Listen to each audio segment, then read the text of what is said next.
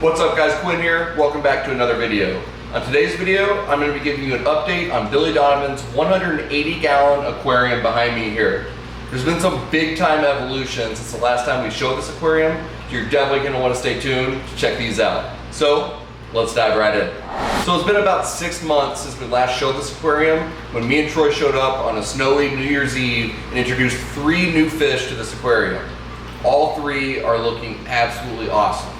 So if we look back, we added Troy's Nicaraguan cichlid, and then we have 2 new fish from Imperial Tropicals. We have the vieja synspilum and the showstopper, the tiger Oscar.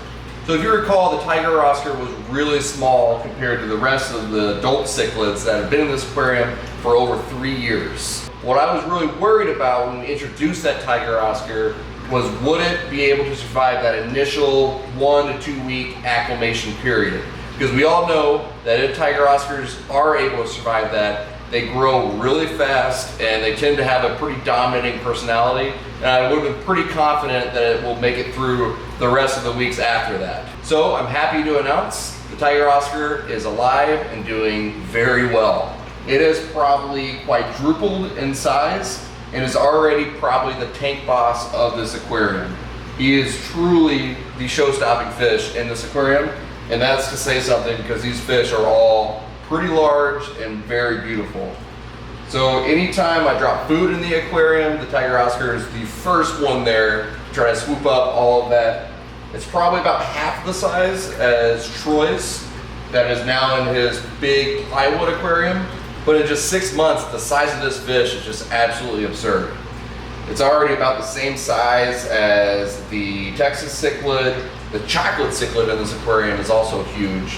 And then moving on to that next fish that we added over that New Year's Eve, we added that vieja synspilum. This one has also really grown and colored up as time has moved on. If you recall, when we first acclimated this fish into this aquarium, it dove straight into that centerpiece right there and did not ever come out. So we had no idea if it was actually going to survive. So the next visit that I made, I was very happy to see that the vieja was swimming around and very colored up and looking great. And it too has probably doubled in size and is definitely one of the tank bosses in here as well. So I cannot be happier with those 2 cichlids that we added. I think that this aquarium was already really cool before that, but now I think it's just a complete aquarium. I mean, look at this guy.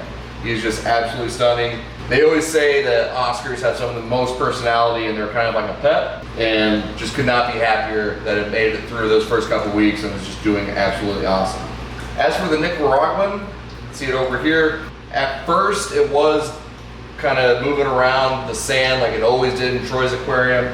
And it was actually pretty aggressive to the other cichlids. The good thing is with this, and this goes with any aggressive cichlid, as long as the other fish in the aquariums are bigger and also rather aggressive, they kind of balance each other out. So I see way less aggression with this Nicaraguan cichlid, and I think it's doing very well. It's also still very colored up and could not be happier there.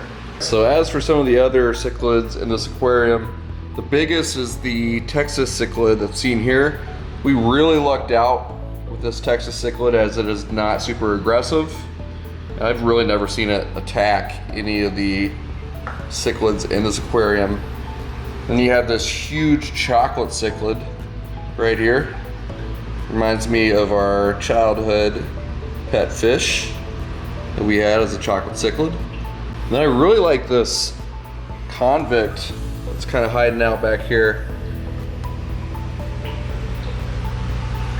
It's got really pronounced black bars across its body. This thing was absolutely tiny whenever we first got it. So I'm glad that that was able to make it through. You got the Jack Dempsey back there poking out. So Billy said initially that the Jack Dempsey is his favorite cichlid and the one he wants in this aquarium the most. You know what I didn't know about Billy Donovan? He loves fish. He's got a fish tank. The Cichlid brothers in Chicago built him a fish tank. And his favorite fish in the fish tank? Jack Dempsey. Second to the tiger Oscar. So we now have his 2 favorite cichlids in this aquarium. And then he's got a beautiful Geophagus veni here. This thing is just absolutely gorgeous. And you got a redhead Tapaho, also Geophagus behind. Let's see, it is a feeding frenzy. The vieja is super aggressive along with the tiger Oscar.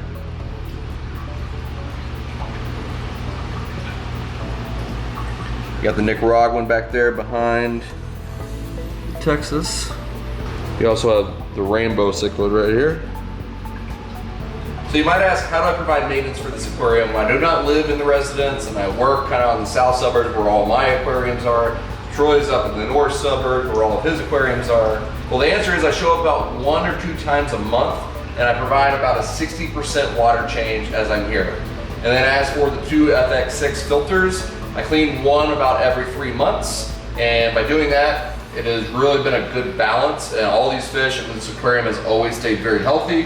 Obviously the Donovans are here each day where they provide the food, and then if anything looks awry, they give me a call and I'll come check it out, and if any problems, then I'll intervene there.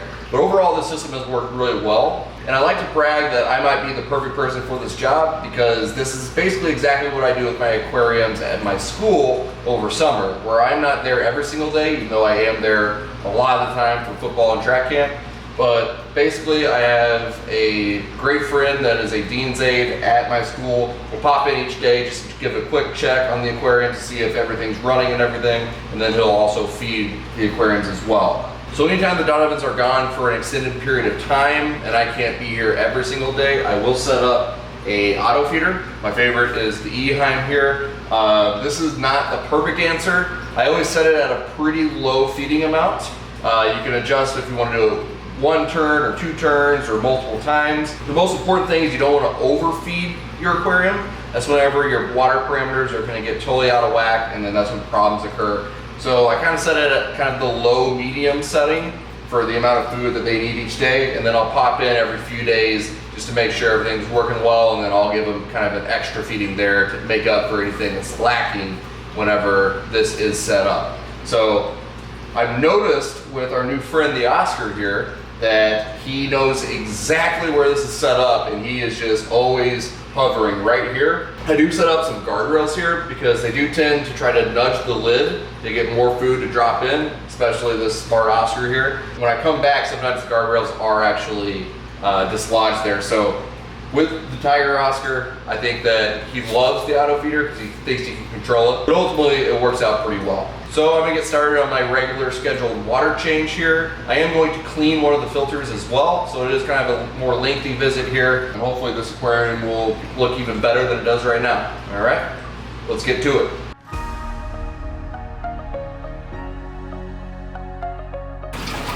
All right, so we got the Cichlids Ultra Zero pump draining the aquarium, the best in the biz. We got the hose going straight into the bathroom shower. So we're about halfway through filling her up. Still got the filters on, providing a lot of water flow and aeration. So as you can see, with the long hose headed to the bathroom. You just got it hooked up right here. So this sink is unable to hook up to the traditional Python. So we had to rig it like this, where we have the thicker hose that's connected to the faucet, and then that is connected to the Python with this adapter. You got the plumber's tape right there. So it's actually worked out really well. If you recall from the initial install, there's an initial freak out where me and Rob had to run to Home Depot and we made it happen.